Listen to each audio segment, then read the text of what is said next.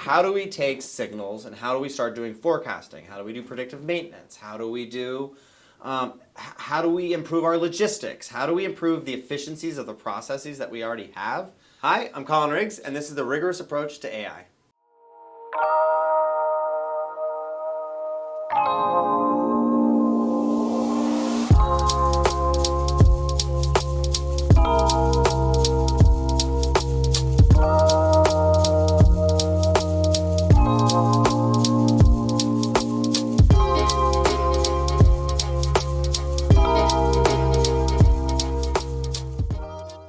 The place to start is a foundational level of just data collection, and the data that you're collecting, having it be actionable on the factory floor. So I think a great place to start is start to look at your different processes, look at what information you can collect out of those processes, automate that so that you're bringing it up into the cloud or into places that you can store, but also bringing it to the factory floor so that you can bring those metrics to a TV above the machinery that you're operating, where the operators can look at that data and they can understand their performance and how they're doing and what's going on the floor. And then simultaneously collecting that and then curating that data so that someday you can use AI to provide, insights into that as well.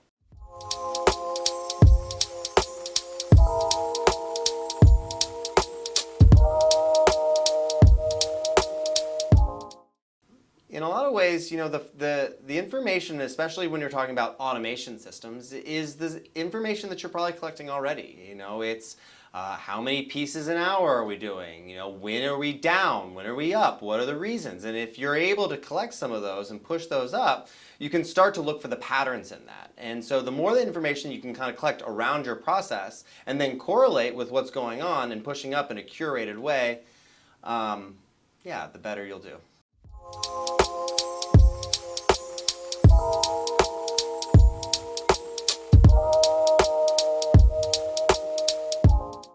I think a perspective about AI is being used all over our industries right now. And one thing that we're certain of right now is AI generally can be used to take something that's very complex and difficult for machinery, automation, and for computers, and it's making it a lot easier.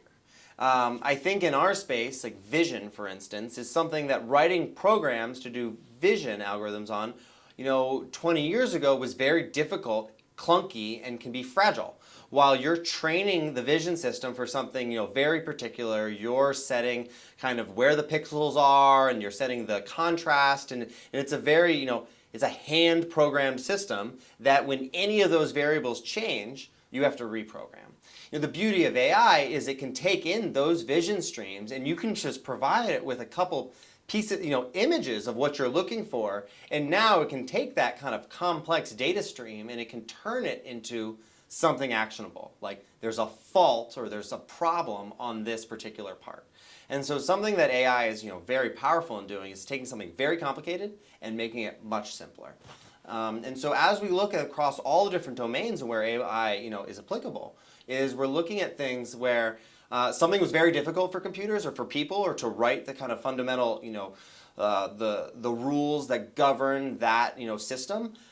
As those complexities, AI is there to kind of bridge the gap and make it so that humans can do actionable, whether it's for automation, whether it's characterizing or finding flaws, or providing insights into business operations. It's taking something that's very complex and making it much easier to program and to utilize in an actionable way. The stuff that I'm talking about is like, let's click data. Let's put that in front of people so that it's actionable, just like downtime metrics and like how many pieces an hour and like what shift and what time and what location are these pieces of information being collected. And in a lot of ways, maybe people start on AI in different places.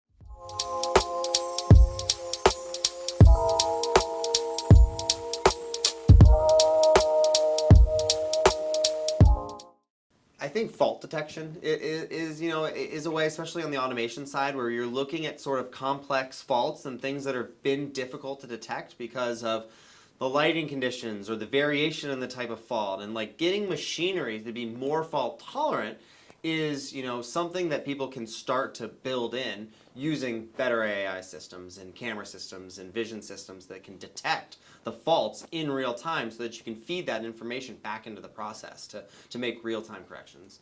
So in some ways there's that, but there's also newer, maybe more accessible things for if you have existing documentation for a process, pushing that into an AI agent, and then having a terminal where people can ask questions to like a chat GPT like interface where you have operators on the plant floor who can ask this agent that's been trained on your specific documentation, and it can just ask questions on the fly and get specific answers from a trained agent that is now an expert in your specific documentation.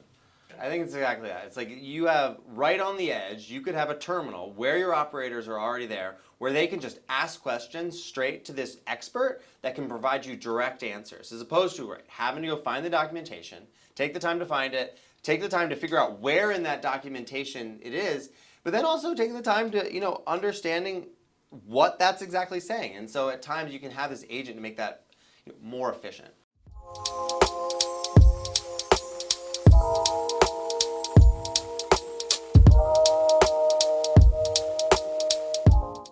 Yeah, I think as we really expand data collection across all of our machines, where we're starting to look at fundamental signals of the machines, and we're correlating that with business perspectives of when there's uptime, when there's downtime, how available is the machine. And then you start to bring all that data into one cohesive data set where you can start to make correlations across all of those different signals, where you have motors and you have need and you have uptime. That's where AI is going to really be strong in kind of looking at those complex data sets and then finding those signals throughout all those pieces of data to start to say, hey, when we start to see this cluster of events, it's likely we're going to have an outcome in this way. And so then you can start to see these kind of predictive abilities where you're feeding streams of data into these AI monitoring systems, which can then flag and bring up the ideas of, here's a potential issue that you'll see, and here's the likelihood of that issue coming up within this time frame. And so you can start to base maintenance schedules and actions based on the data that's being streamed into these models that have been trained on sets of data that you've been collecting that point to issues that have come up and the signals that predict those issues in real time.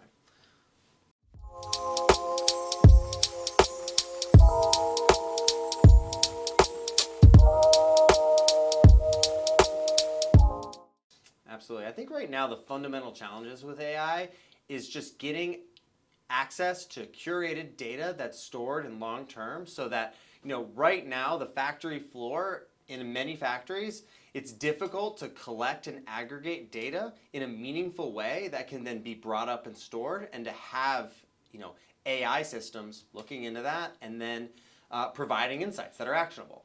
I think the internet is a great example of why there's tons of information out on the internet, and it's a great place for AI to really start because the foundational layer is already there for AI. But on the factory floor, there's a lot of machines that just can't provide their fundamental data metrics out into a way that can be collected and be useful for AI.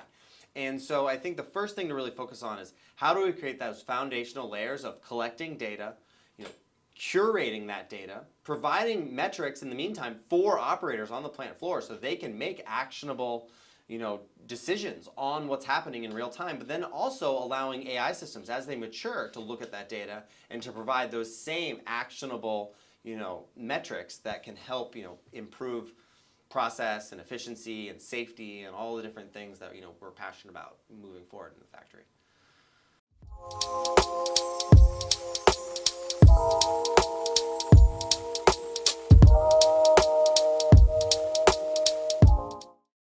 Yeah, absolutely. I mean, I think some of the early ones with these large language models and using things like ChatGPT is it's important to make sure what information you're putting into those systems, because they can be gathered and then used to retrain the new models. And so you should be careful about what type of information you're providing to those and what your contracts say and allow for the reuse of that data. There's ways to curate your own data and not provide the rights to that data as you're doing. So anything online, it's just very important that you understand who you're giving your data to and what access they have. But yeah, absolutely, there's ways to do that in a responsible way where you can curate that data, and then people are coming out with all types of ways to train that data and have the companies don't have access to that data. So it's just important to kind of know who's going to own that data at the end of that pipeline. But that, no, it shouldn't stop anybody from starting to leverage these tools.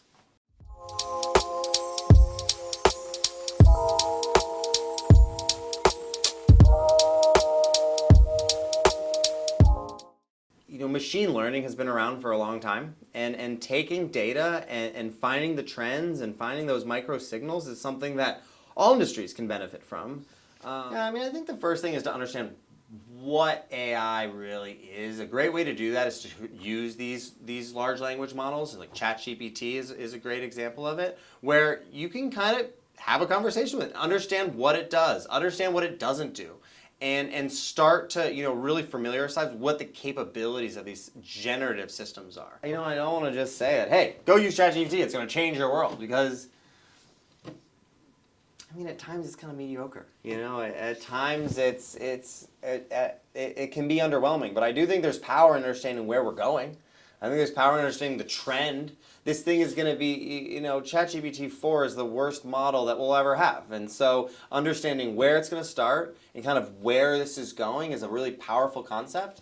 But it's the early days. And so it's important to just kind of understand the technology, understand the limits, but understand where it's going. Because I think in the next 5 years, we're going to see exponential growth in this category, and it's going to be doing things that none of us imagined.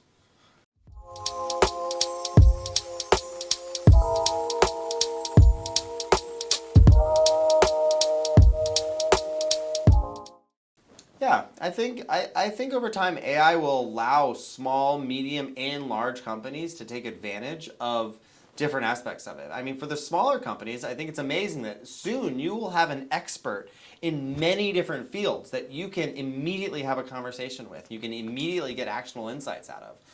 That you'll be able to provide information and insights, maybe live feeds, maybe camera feeds, into these systems that can provide live analysis and live actionable insights.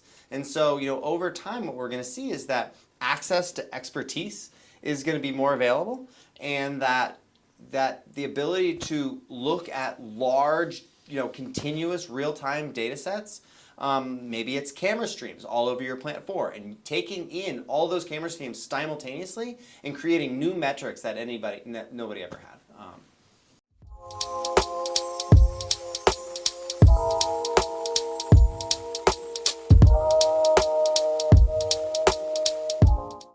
My feelings are that we're in the early days of AI. My feelings are that it's important to understand what's going on, and it's important to prepare for the inevitable future in which AI makes an enormous difference in our lives. But I do think we're still in the earliest days, and it's important to be conscious of there's a lot of really good ways to do a lot of things, and setting yourself up with the foundation is known and obvious, but investing too deeply into one of these directions could be very likely a distraction, and it's important to pay attention to the fundamentals that provide value for you immediately. I think is ultimately, it's going to be very powerful in the future, and we should be very thoughtful about how we enter into it.